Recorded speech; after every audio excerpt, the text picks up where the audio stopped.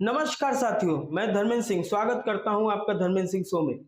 तो साथियों, कल की बड़ी खबर यह है कि दिल्ली कोर्ट ने बृजभूषण शरण सिंह को बाइज्जत बरी कर दिया है। अब पूछोगे किस बात पे बरी किया है, तो साथियों आपको जाना पड़ेगा 2023 में जंतर मंतर पर, जहां भारत के कुछ रेसलर मिलकर धरना प्रदर्शन किए थे। बृजभूषण शरण सिंह के ऊपर ये आरोप लगाया गया था कि उन्होंने कथाकथित भारतीय रेसलरों का यौन शोषण किया था। इस तरीके का आरोप बृजभूषण शरण सिंह पर लगाया गया था। आरोप इस मकसद से लगाया गया था साथियों, आपको बताना चाहूंगा, रेसलर का मुद्दा इस बात पर था कि ये चुनाव न लड़ सके। इस धरना प्रदर्शन में बहुत बड़े रेसलर के चेहरे भी थे, जैसे कि बजरंग पूनिया, विनेश फोगाट, साक्षी मलिक। ये जंतर मंतर पे के अंदर धरना प्रदर्शन पर बैठे थे। इनसे मीडिया द्वारा पूछा गया कि किस बात के लिए आप लोग ये धरना प्रदर्शन पर बैठे हो, तो जवाब में आया कि हमारे साथ यौन शोषण किया गया है, इसलिए हम लोग धरना प्रदर्शन पर बैठे हैं। साथियों, बड़े दिनों तक ये धरना प्रदर्शन चला और हमारे भारतीय रेसलरों को लगा कि बृजभूषण शरण सिंह से बीजेपी इस्तीफा ले लेगी, लेकिन ठीक उसका उल्टा हुआ। बीजेपी बृजभूषण शरण सिंह से इस्तीफा नहीं लिया। तो फिर सारे भारतीय रेसलरों को समझ में आ गया कि हमारी अब दाल नहीं गलने वाली है। फिर ये जाकर इन्होंने प्रदर्शन को बंद किया। प्रदर्शन बंद होने के बाद मीडिया द्वारा पूछा गया किन रेसलरों के साथ यौन शोषण हुआ है। प्रदर्शनकारियों ने बोला हमारे साथ और कई सारे छोटी बच्चियों के साथ यौन शोषण हुआ है। फिर कुछ समय बीतने के बाद उन छोटी बच्चियों को सामने लाया गया और उनसे पूछा गया, तो कुछ भी आरोप सिद्ध नहीं हुआ। पूरा माहौल बनाया गया था कि बृजभूषण शरण सिंह को फंसाओ, क्योंकि रेसलरों को पता था कि छोटी बच्चियों को लेकर आरोप लगाया जाए तो बृजभूषण शरण सिंह को पोस्को का कानून लग जाएगा। रेसलरों को मालूम था कि जैसे तैसे अगर ये कानून लगा दिया गया तो पहले जेल होगी, फिर पूछताछ होगी। वो भी प्रयास करके देखा, उसमें भी विफल रहे साथियों। ये केस 2-3 साल तक चला। इसी बीच दिल्ली राउज कोर्ट में 3 अगस्त 2026 को सुनवाई हुई। इसी केस के संबंधित जो भी गवाह थे उनको तारीख पर बुलाया गया और पूछा गया, और इस केस से जुड़े जो भी गवाह थे उनके टाइम और तारीख मैच नहीं हो रहे थे। जैसे कि किसी से पूछा गया कि जिस तारीख को आपके साथ ही अत्याचार हुआ था उस समय कहां थी, तो गवाह के टाइम और तारीख ही नहीं मैच हुए थे साहब। किसी ने बोला 10 बजे और फलाना तारीख को यहां थी, उसके बाद जब जब क्रॉस चेक किया गया तो फॉल्स निकला। फिर गवाह बोलने लगे कि जी हमारे साथ तो फला तारीख फला टाइम पर हुआ था। जब वो भी चेक किया गया तो वो भी मैच नहीं हो रहा था। जब ये सब हो रहा था उसी बीच साक्षी मलिक से भी पूछ लिया गया, तो साक्षी मलिक पीछे हट गई और केस से वापस ले लिया। जब कुछ भी केस नहीं मिला पाया तो बृजभूषण शरण सिंह को रिहा कर दिया गया। और साथियों, आपको जान के हैरानी होगी कि विनेश फोगाट ने कांग्रेस से टिकट लेकर चुनाव लड़ी, और वो भी इस समय हरियाणा की एमएलए है। क्या हैरानी है भाई साहब। साथियों, एक सोची समझी साजिश के तहत समझ सकते हैं किसने करवाया है। आप समझदार हैं, आपको बताने की जरूरत नहीं है।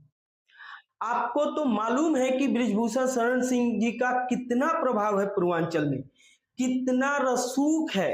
ये भी आप जानते होंगे कि किसी से भी बात ये छिपी नहीं है कि इनके बड़े पैमाने पे बड़ा बिजनेस है। कई सारे स्कूल हैं, कॉलेजेस हैं और बहुत सारे बिजनेस जैसे इंपोर्ट एक्सपोर्ट जैसे बिजनेस भी है। और आपको मालूम होगा कि बीजेपी के लिए क्या मायने रखते हैं। ये समाजवादी पार्टी से भी कभी एमपी रह चुके हैं, और जनरली देखा जाए तो बीजेपी से कई बार एमपी रहे हैं। भारत की कुछ पार्टियों की कोशिश तो यही थी कि साथियों, जो बीजेपी के एमपी बृजभूषण शरण सिंह के रूप में ये शेर है, अगर इसको गिरा दिया जाए तो बृजभूषण तो बीजेपी को 2024 में लोकसभा चुनाव में यूपी में कमजोर हो जाएगी। साथियों, आपको मालूम होगा कि हर बार जब चुनाव के दिन नजदीक आने वाले होते हैं तभी कोई ना कोई धरना प्रदर्शन होने लगा है। जैसे यूपी में 2022 में चुनाव होने थे, किसान आंदोलन हुआ था, तो विपक्षी पार्टियों का यह मानना है चुनाव के समय कोई ना कोई धरना प्रदर्शन होना चाहिए, उनको चुनाव का फायदा मिले सके।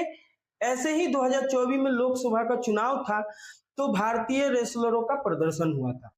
जब भी चुनाव आता है पूरी विपक्ष की कोशिश यही रहती है कि किसी ना किसी तरीके से प्रोपेगेंडा फैलाया जाए और बड़े चेहरे वाले मंत्री या विधायक को फंसाया जाए। अब ब्रिजभूषण शरण सिंह का प्रभाव किस प्रकार का है ये भी देख लीजिए।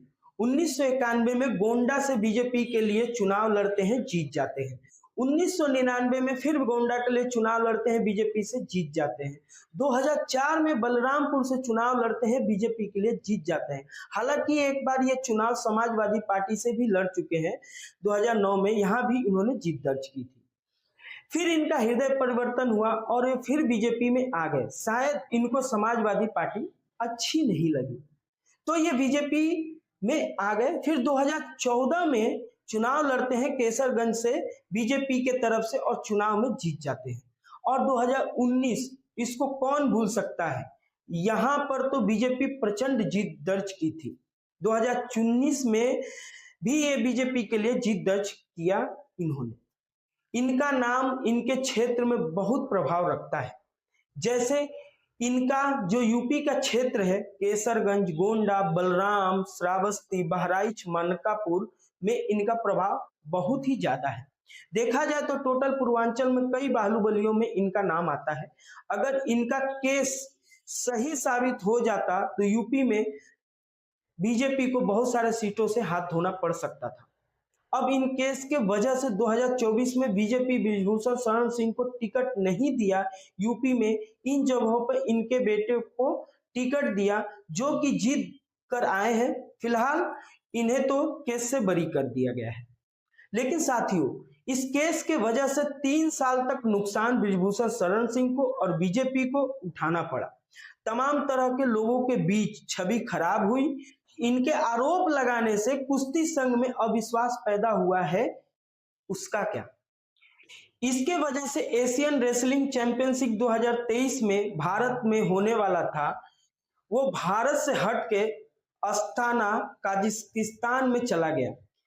इससे भारत को बड़ा नुकसान उठाना पड़ा, उसका क्या?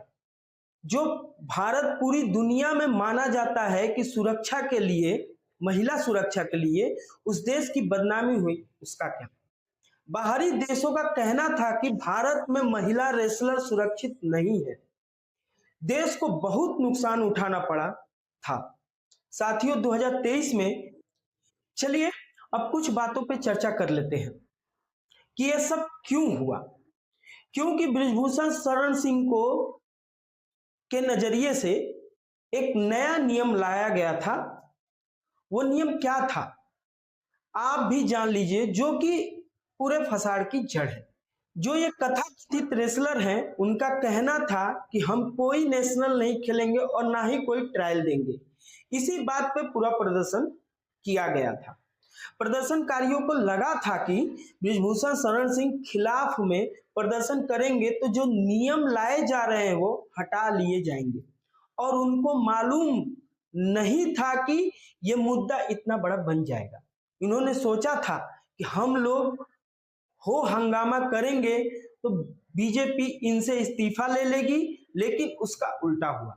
तो साथियों, बस आज के लिए इतना ही। फिर मिलते हैं अगले वीडियो में।